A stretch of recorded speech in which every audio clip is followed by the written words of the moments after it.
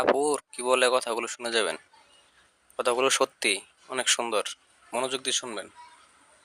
কোন হাদিস কোরআনে আছে যে বউ রাগ করলে সারাক্ষণ জামাই আইয়া হ্যাঁ তেল মাখতে হইবে, বউরে আইয়া তেল মাখতে হইবে, আর বউ এমন করে ঝাপটি দিয়া হয়ে গিয়া থাকবে না, হ্যাঁ আমার এই তেল মাখতে হইবে কারণ মোর একটা ফুডা আছে, ফুডার কাছে আইতে হইবে।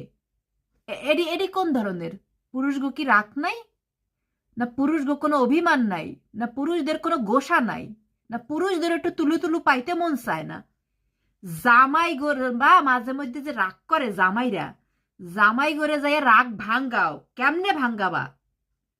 অনেক মহিলারা আছে কি দূর বেড়ার ঘরে বেড়া, হ্যাঁ কি রাগ ভাঙ্গামু, আইবে রে রাইতে ফুডা খোঁজার লিগা, হ্যাঁ আমার কাছে আইতে হইবে না রে ভাই।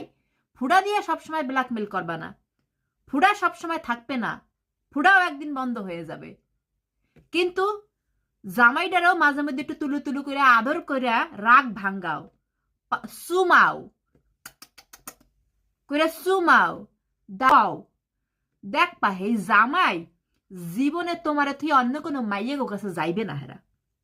হ্যাঁ তোমরা এই যে ফুডাফুডির বিজনেস করা বন্ধ করো, জামাই গো মাঝে মধ্যে মন চায় বউ একটু তুলু তুলু করে রাগটা ভাঙ্গাও, বুঝছো?